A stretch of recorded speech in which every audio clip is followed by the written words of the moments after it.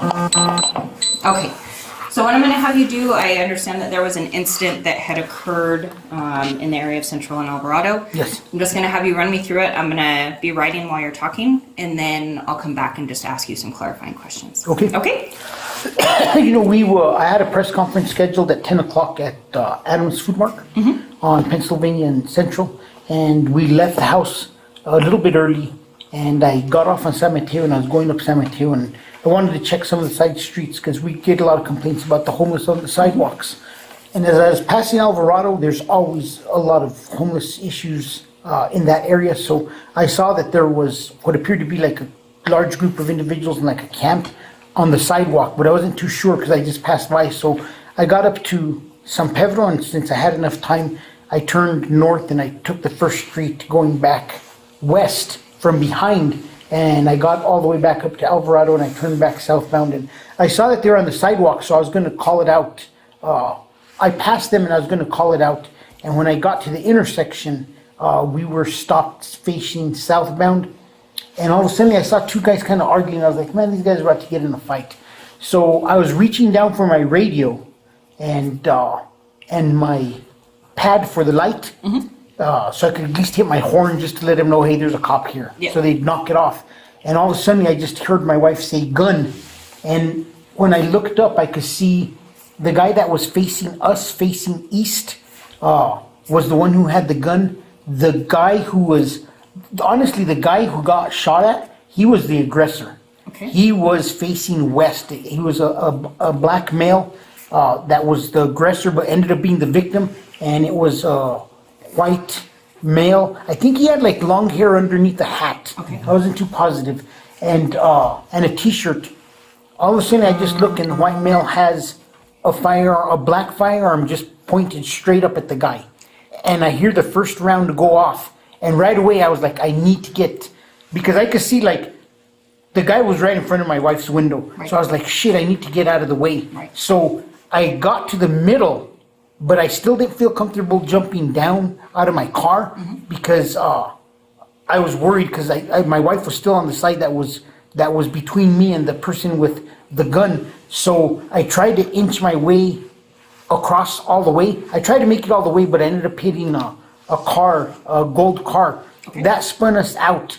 When it spun us out, I checked on her right away because I could see that the impact was on her side of the car. She looked okay, and then I opened my door, and the victim actually had ran up to my door. Okay. And he told me, I'm not hit, I'm okay. I go, okay, stay here for me. I need you to stay here for me.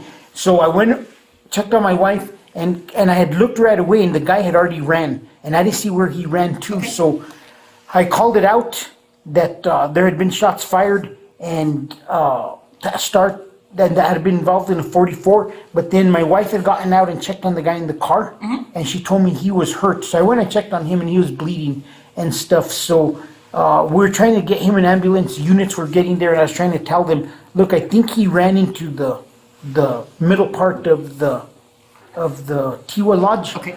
And after that, an FI came, and I showed him where the shot was fired, and I looked, and I could see the shell casing in the, like right off the curb in the roadway. Okay. And I told him, look, there's the shell casing. So they had an officer stand with the shell casing.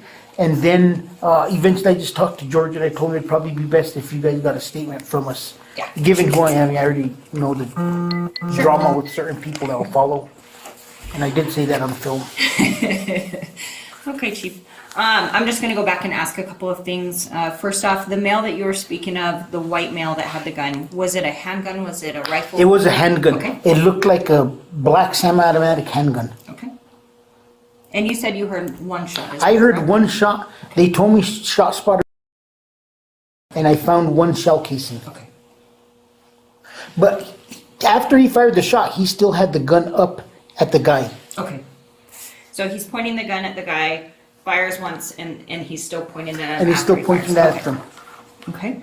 And the white male that you saw, you said that he had possibly long hair under the hat. Do you remember if it was light colored hair, dark colored hair? It was like light brownish, I think. Okay. He looked older too. And when you say older, how old would you I would think? say like in his 40s. Okay. Do you remember any facial hair or anything like that? No, I don't.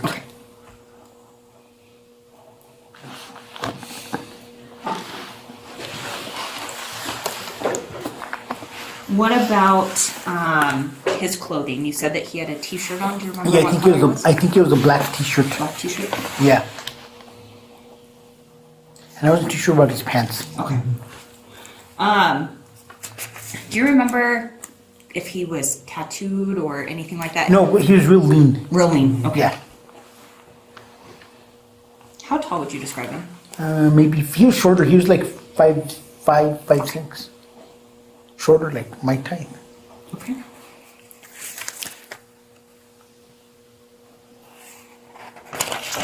Okay. And then, so you're turning east onto Central.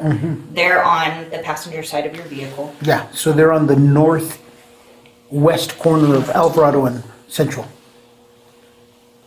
And they're out front of the T. They had started at the corner. I saw them arguing at the corner, Okay. and the white male retreated westbound. And that's why I said the black male was the aggressor. Okay. And by the time I reached down to start to grab my radio and I looked up, because I heard my wife say gun, they were probably about 20 feet from the intersection. Okay. Like almost in front of the Tiwa Lodge. Almost exactly where the shell casing was, they're almost right there. Okay. That's why I knew to look there right away, and we found it like in seconds. Awesome. Perfect. Chief, I had your wife just draw where she saw the nails. Would you mind doing that as well? Yes. You have a blue blitz? No, I'm just kidding. I know. You know, I said that the other day, and Nobody knew let it me was. let me tell you, there's Everybody a lot of young guys that have no idea what a Like, what do you mean, blue blitz? well, back when we, had to handwrite our reports and hand draw everything, it was a little bit different.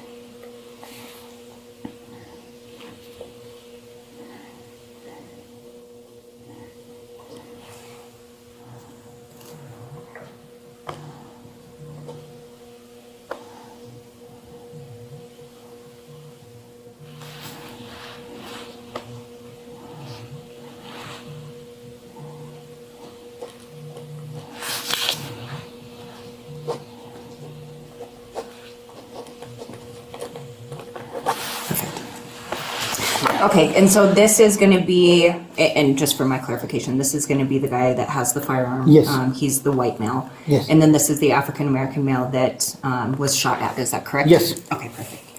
Chief, can I just have you date it and just initial it?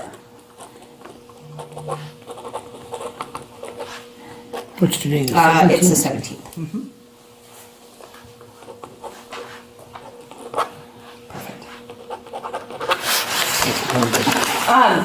Did you by chance see, I apologize, did you by chance see when the white male fled? Did you see? I didn't, because he was still pointing the gun. Okay. And I punched it out of the intersection, because I was just worried, because my wife Yeah. was. So I punched it out of the intersection. When I hit the car, we spun. So it put the driver's side to his side. Okay. So during that spin, I lost track of him. Okay. And that's, like I said, when we hit, the first thing is I looked to make sure she was okay, and I looked up and the guy came up to me, and by then I couldn't see the other guy anymore. I think the guy fled when the accident happened. I think the impact is what separated them. Now, I just want to go back to, you were saying that the African-American male was the primary aggressor. Can you tell me about that? You could see you could see him, he started getting in the white guy's face. Okay. Like he was there, and you saw the guy trying to back up. So you saw him trying to retreat. Okay. And the other guy was closing distance on him, so, that's when he pulled the gun.